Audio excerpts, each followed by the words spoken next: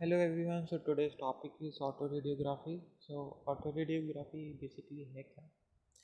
ऑटोरेडियोग्राफी basically एक technique है जो कि रेडियो एक्टिव सब्सटेंस को डिटेक्ट करने के काम आती है।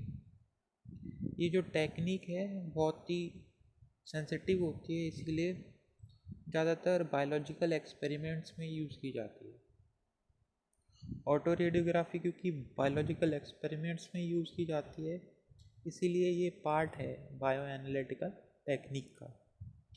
तो इसे समझने से पहले पहले इसकी एप्लीकेशन समझ ले। एप्लीकेशन क्या है, ताकि समझ में आ जाएंगी एप्लीकेशंस, तो आसानी से हमें ये टेक्निक ऑटो रेडियोग्राफी भी समझ में आ जाएगी। तो applications of radio auto radiography is to find the location and the amount of a particular substance within a cell including cell organelle and metabolites। तो इस सेल ऑर्गेनेल्स और मेटाबोलाइट्स को find out करने के काम आती है, इसके लोकेशन को और इसके अमाउंट को फाइंड आउट करने के काम आती है। लोकेशन आ रहा है मतलब ये क्वालिटेटिव एस्पेक्ट है, और अमाउंट आ रहा है मतलब ये क्वांटिटेटिव एस्पेक्ट। तो बोथ एस्पेक्ट्स की काम आती है autoradiography. Tissue localisation of radioactive substance, tissue localisation को पता करने के लिए। To find the site and the performance of a target drug, site and the performance of a target drug. कई बार हमें ये पता करना होता है कि जो हमारा ड्रग है उसका फंक्शनलिटी कौन सी एरिया में ज़्यादा है हमारी बॉडी में, उसकी फंक्शनलिटी कहाँ पे ज़्यादा है, उसकी परफॉर्मेंस कैसी है। तो इस चीज़ को भी पता करने के लिए ऑटो रेडियोग्राफी का इस्तेमाल किया जाता है। To locate the metabolic activity site in the cell, तो वही चीज़ है कि सेल के अंदर मेटाबॉलिक एक्टिविटी कहाँ कहाँ हो रही है, ये पता करने के लिए ये काम में आती है। अब इसको और अच्छे से समझने के लिए हम एक एग्जांपल ले लेते हैं, सदर्न ब्लॉट। सदर्न ब्लॉट भी समझ में आ जाएगा और ऑटो रेडियोग्राफी भी समझ में आ जाएगी। तो सदर्न ब्लॉट बेसिकली डीएनए को आइडेंटिफाई करने के लिए काम आती है, जो हमारे जीन ऑफ इंटरेस्ट है उसको पता करने के लिए काम आती है। सदर्न ब्लॉट में हम जो अपना डीएनए है उसे एक्सट्रैक्ट करते हैं सेल में से। जो अपना डीएनए है उसको फिर हम रेस्ट्रिक्टेड एंजाइम से ट्रीट करते हैं, ताकि उसके जो छोटे छोटे फ्रेगमेंट्स हो जाएं। फ्रेगमेंट्स होने के बाद उसे इलेक्ट्रोफोरेसिस से गुजारा जाता है। अब डीएनए के पास होता है नेगेटिवली चार्ज डीएनए होता है, और तो इलेक्ट्रोफोरेसिस में होता क्या है कि एक पोटेंशियल अप्लाई किया जाता है, उस पोटेंशियल के अक्रॉस ही डीएनए ट्रेवल करता है।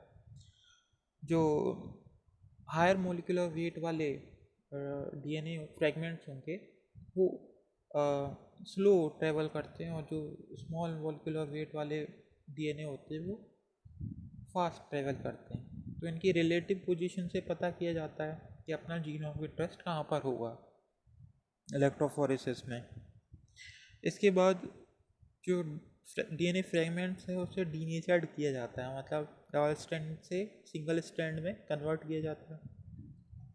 उसके बाद जो हमारा सेटअप है इलेक्ट्रोफोरेसिस का, उसके ऊपर हम एक नाइट्रोसेलुलोज की शीट डालते हैं, शीट से कवर करते हैं उसको, ताकि जो हमारा इलेक्ट्रोफोरेसिस में जो हमारे इलेक्ट्रोफोरेसिस के सेटअप में जितना भी डीएनए फ्रेगमेंट्स है वो कॉपी होके, बल्कि कॉपी ना करके कट बोलूँगा, और वो नाइट्रोसेलुलोज शीट पे आ जाए। तो इसमें होता क्या है, एक नाइट्रोसेलुलोज की शीट ली जाती है, जिसे इलेक्ट्रोफोरेसिस का जो हमारा सेटअप है उससे कवर किया जाता है। उसको प्रेस करने के लिए उसके ऊपर हम शीट्स डालते हैं, उसके ऊपर अब टॉवल फिर उसके ऊपर वेट डालते हैं, ताकि वो प्रेस हो जाए, नाइट्रोसेलुलोज शीट प्रेस हो जाए, और कैपिलरी इफेक्ट से जितना भी इस इलेक्ट्रोफोरेसिस जेल में जितना भी अपना फ्रेगमेंटेड डीएनए है वो नाइट्रोसेलुलोज शीट पर पेस्ट हो जाए। इसके बाद हम लेवल्ड प्रोब से इसे ट्रीट कराते हैं, क्योंकि लेबल्ड प्रोब इसे इसलिए बोला क्योंकि यहाँ पे इसे लेबल्ड किया गया है रेडियो एक्टिव सब्सटेंस से। अब जो हमारा जीन ऑफ इंटरेस्ट है उसी के साथ ये लेबल्ड प्रोब बाइंड करेगा, और जो नहीं होंगे उन फ्रेगमेंट्स के साथ ये बाइंड नहीं करेंगे, तो उसको वॉश आउट किया जाता है फिर बाद में।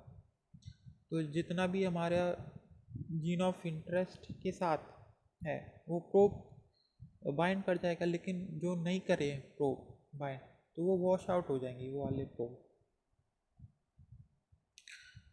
अब इस शीट पर, नाइट्रोसेलुलर शीट पर, यहाँ पे डीएनए फ्रेगमेंट्स होंगे।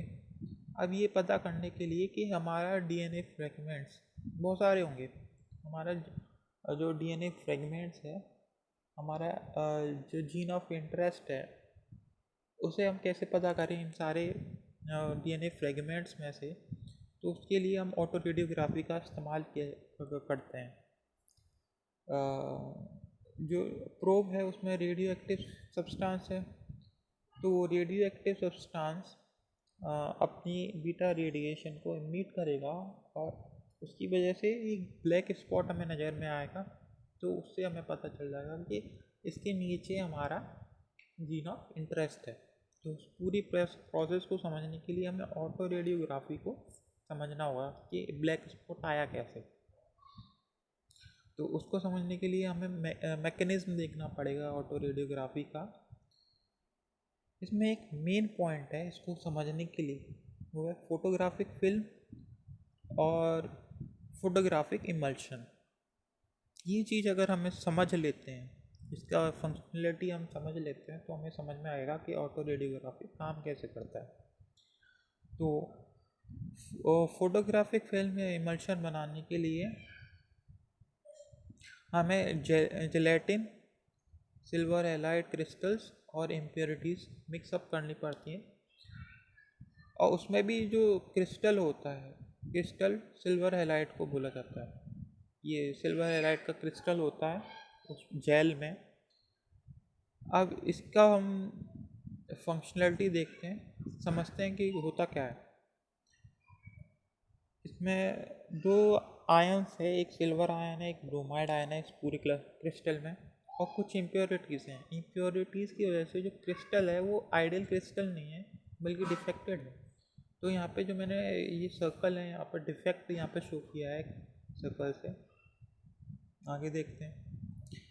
अब बीटा इमिशन होने की वजह से उसकी एनर्जी से इसमें जो ब्रोमाइड आयन है, ब्रोमाइड आयन ब्रोमाइड एटम में कन्वर्ट हो जाता है और उसका एक इलेक्ट्रॉन इजेक्ट आउट हो जाता है।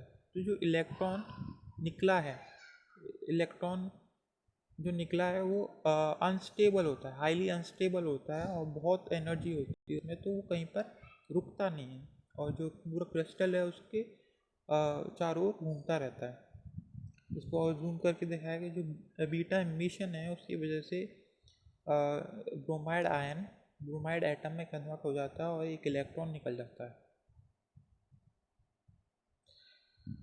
The beta negative radioactive substance emit radiation which kicked out electron which has too much to be captured by silver ion goes to roam around the entire crystal।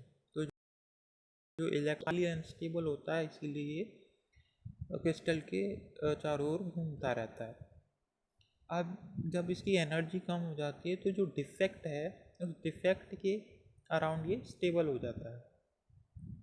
ऐसे बहुत सारे bromide ion होंगे और बहुत सारे कंटिन्यूस इमिशन की वजह से बहुत सारे ब्रोमाइड आयन ब्रोमाइड एटम में कन्वर्ट हो जाते हैं और बहुत सारे इलेक्ट्रॉन निकलते हैं। तो वो पहले रूम अराउंड होते हैं क्रिस्टल्स के, फिर